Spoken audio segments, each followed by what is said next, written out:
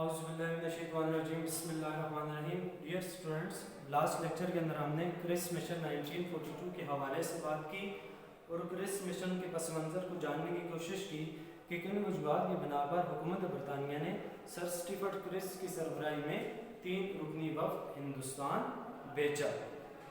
इसी के साथ साथ क्रिस मिशन ने जो तजवीज़ पेश की उन तजवीज़ का हमने जायज़ा लिया और उसके बाद मुस्लिम लीग और कांग्रेस का जो रद्द-ए-अमल था क्रिस मिशन के ऊपर या क्रिस मिशन की तजवीज़ पर, उस हवाले से बात की।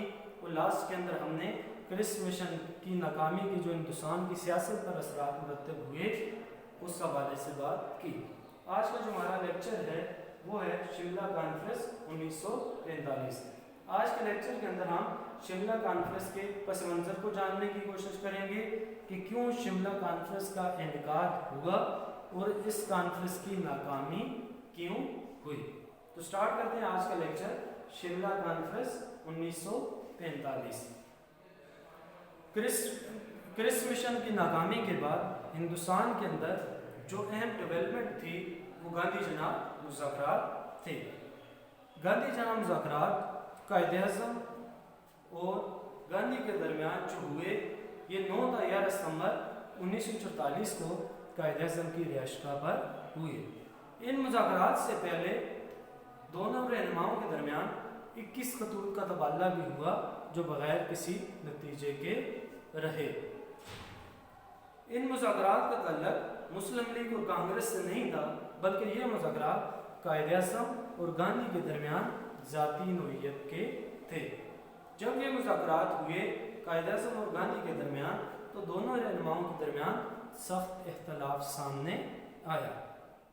गांधी ने इन मुज़ाकरात के दौरान मुसलमानों को अलग कौम तस्लीम करने से इनकार कर दिया और मौक़िफ़ इख्तियार किया कि अगर माज़ी में हिंदुस्तान के लोगों ने मज़हब तब्दील किया और मज़हब तब्दील करने के बाद मुसलमान हो गए तो मज़हब तब्दील करने से उनकी कौमियत तब्दील नहीं हुई बल्कि उनकी कौमियत बरकरार है। जबकि कायदे-ए-आज़म ने गांधी के इस मौक़िफ़ की भरपूर मुखालफत की और मौक़िफ़ इख्तियार किया कि मुसलमान हर लिहाज से हिंदुओं से अलग कौम हैं। इसके साथ अगर हम देखें दीगर इख्तलाफात का कि जो दोनों रहनुमाओं के दरमियान सामने आए वो ये थे कि कायदे-ए-आज़म गांधी ने मौक़िफ़ इख्तियार किया कि पहले हम अंग्रेज़ों को हिंदुस्तान से निकालें और उसके बाद हम आपस के मामला तय कर लेंगे। जबकि कायदे-ए-आज़म ने गांधी के इस मौक़िफ़ की मुखालफत की और मौक़िफ़ इख्तियार किया कि पहले हम आपस के मामला तय कर लें, उसके बाद अंग्रेज़ों को हिंदुस्तान से निकालना आसान हो जाएगा। तो जब ये मुज़ाकरात हुए, इन मुज़ाकरात के दौरान गांधी और मुस्लिम लीग के कायदे-ए-आज़म के दरमियान सख्त इख्तलाफ सामने आया और इन इख्तलाफात की वजह से ये मुज़ाकरात नाकाम हुए। क्रिस मिशन और गांधी जनाब मुज़ाकरात के बाद हिंदुस्तान के अंदर जो अहम डेवलपमेंट हुई वो शिमला कॉन्फ्रेंस 1945 थी। 1945 में वायसराय हिंद लॉर्ड वेवल ने एक मंसूबे का ऐलान किया। इस मंसूबे के तहत वायसराय की जो इंतज़ामी कौंसिल होगी उसको दोबारा से तश्कील दिया जाएगा। ये जो मंसूबा पेश किया गया, इस मंसूबे के पेश करने का जो बुनियादी मकसद था वो ये था कि हिंदुस्तान का जो आइनी मसला है उस मसले को हल किया जाए और जंग अज़ीम दोम को जापानियों के ख़िलाफ़ मुनज़्ज़म किया जाए। इस मकसद के तहत वायसराय लॉर्ड वेवल ने एक मंसूबे का ऐलान किया। जंग अज़ीम दोम को जापानियों के खिलाफ मुनज़्ज़म करने के लिए ये मंसूबा पेश किया गया था, क्योंकि अगर हम देखें तो जंग अज़ीम अव्वल का जब आगाज़ हुआ तो आगाज़ के बाद 1941 के अंदर 1941 के अंदर जब जापान इस जंग का हिस्सा बना तो जापान जब इस जंग का हिस्सा बना तो बनने के बाद जो बरतानिया के कॉलोनीज़ थी, जिन इलाकों पर बरतानिया का कंट्रोल था, तो जापान ने उन इलाकों पर हमले शुरू कर दिए। जापान ने जंग में शामिल होने के बाद वियतनाम, थाईलैंड और बर्मा का कंट्रोल हासिल कर लिया और उसका जो अगला हदफ था, उसका अगला हदफ ہندوستان تھا۔ تو حکومت برطانیہ کو اپنی جنگی ضروریات کے پیش نظر ہندوستان کے لوگوں کی حمایت کی ضرورت تھی، تو ہندوستان کی لوگوں کی حمایت حاصل کرنے کے لیے حکومت برطانیہ نے کرس مشن ہندوستان بھیجا تھا، لیکن یہ مشن ناکامی کی صورت میں واپس لوٹا۔ ہندوستان کی سیاسی جماعتوں کی حمایت حاصل کرنے میں یہ ناکام رہا، اور اس کے بعد حکومت برطانیہ نے پھر دوبارہ سے کوشش کی کہ جنگ عظیم دوم کو جاپانیوں کے خلاف منظم کیا جائے، ہندوستان کی سیاسی جماعتوں کی حمایت حاصل کی جائے۔ تو اس کوشش کے لیے انہوں نے ایک منصوبے کا اعلان کیا، اور اس کے بعد اگر ہم دیکھیں تو ہندوستان کے آئینی مسئلے کو حل کرنے کے لیے اس منصوبے کا اعلان کیا گیا تھا۔ 1935 کے اندر اگر ہم دیکھیں تو حکومت برطانیہ نے ہندوستان کے لیے آئین بنایا تھا۔ یہ آئین دو حصوں پر مشتمل تھا، ایک وفاقی حصہ تھا، ایک صوبائی حصہ تھا۔ ہندوستان کی سیاسی جماعتوں نے سیاسی جو حصہ تھا اس کو تو تسلیم کر لیا، لیکن وفاقی حصے کو مسترد کر دیا، اس پر اعتراضات اٹھا دیے، جس کی وجہ سے صوبائی حصے پر تو عمل ہو سکا، وفاقی حصے پر عمل نہ ہو سکا۔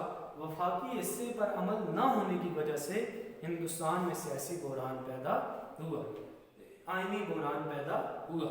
اس آئینی بحران کو حل کرنے کے لیے بھی حکومت برطانیہ نے، لارڈ ویول نے ایک منصوبے کا اعلان کیا، اور اس منصوبے کے تحت اس نے کہا کہ وائسرائے کی جو انتظامی کونسل ہے، اس انتظامی کونسل کو دوبارہ سے بنایا جائے گا۔ اس انتظامی کونسل میں اب ہندوستانیوں کو، ہندو اور مسلمانوں کو بھی یکساں نمائندگی دی جائے گی، اور مسلم لیگ اور کانگریس کو یکساں محکمے بھی دیے جائیں گے۔ انتظامی کونسل کو اگر ہم دیکھیں تو وائسرائے کی دو کونسل تھی، ایک قانون ساز کونسل، ایک انتظامی کونسل۔ انتظامی کونسل کے پاس اہم محکمے تھے۔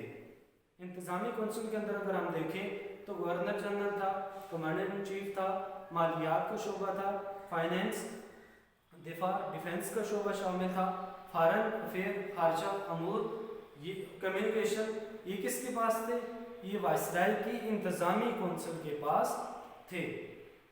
تو یہ انتظامی کونسل کے اندر جو لوگ شامل تھے، جن کے پاس یہ محکمے تھے، ان کا تعلق کس سے تھا؟ برطانیہ ہی سے تھا۔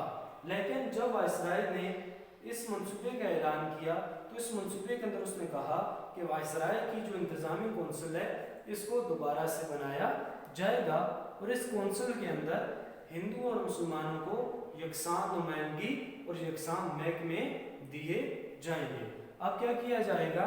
کمانڈر ان چیف، آرمی کا جو سربراہ ہے اس کے، اور گورنر جنرل کے علاوہ جو اہم محکمے جو انتظامی کونسل کے اندر شامل ہیں، ان اہم محکموں کو ہندوستانیوں کے حوالے کر دیا جائے گا۔ تو اس منصوبے پر مذاکرات کے لیے وائسرائے نے 25 جون 1945 کو ہندوستان کی سیاسی جماعتوں کو شرکت کی دعوت دی۔ تو 25 جون 1945 کو شملہ کے مقام پر ایک کانفرنس منعقد ہوئی۔ اس کانفرنس میں کانگریس کی طرف سے مولانا ابوالکلام آزاد نے شرکت کی، مسلم لیگ کی طرف سے قائد اعظم نے شرکت کی، جبکہ پنجاب سے یونینسٹ پارٹی کے سربراہ خضر حیات خان نے یونینسٹ پارٹی کی طرف سے اس کانفرنس کے اندر شرکت کی۔ کانفرنس کے دوران تمام سیاسی جماعتوں کے درمیان اختلاف سامنے آیا۔ اختلاف کیا تھا؟ کہ مجوزہ جو کونسل ہے اس میں ہندو مسلم نمائندگی اور نامزدگی پر اختلاف سامنے آیا، کہ جو مجوزہ کونسل ہے، جو انتظامی کونسل ہے، اس انتظامی کونسل کے اندر ہندو اور مسلم کی نمائندگی، کہ ہندوؤں کی کتنی نمائندگی ہوگی، مسلمانوں کی کتنی نمائندگی ہوگی، اور ان نمائندوں کو نامزد کون کرے گا، اس پر سیاسی جماعتوں کے درمیان اختلاف سامنے آیا۔ یونینسٹ پارٹی کا موقف تھا کہ کونسل کے اندر جو ایک مسلمان نمائندہ، اس کا انتخاب کون کرے گا؟ یونینسٹ پارٹی کرے گی، کہ کونسل کے اندر جو مسلمان نمائندے شامل ہوں گے ان میں سے ایک مسلمان نمائندے کا انتخاب یونینسٹ پارٹی کرے گی۔ جبکہ قائد اعظم کا موقف تھا کہ کونسل کے اندر جو 5 مسلمان نمائندے شامل ہوں گے ان 5 کی نامزدگی مسلم لیگ کرے گی، جبکہ کانگریس کا موقف تھا کہ کونسل کے اندر جو نمائندے شامل ہوں گے ان تمام کی جو نامزدگی ہوگی ان تمام کے جو نام دے گی وہ کانگریس دے گی۔ تو نمائندوں کی نامزدگی پر تمام سیاسی جماعتوں کے درمیان اختلاف سامنے آیا۔ اختلاف کے بعد وائسرائے نے جب سیاسی جماعتوں سے اپنے نمائندوں کی فہرست طلب کی تو قائد اعظم نے فہرست دینے سے انکار کر دیا اور موقف اختیار کیا کہ پہلے اس بات کی وضاحت کی جائے کہ کونسل میں جو مسلمان نمائندے شامل ہوں گے ان کی نامزدگی کون کرے گا۔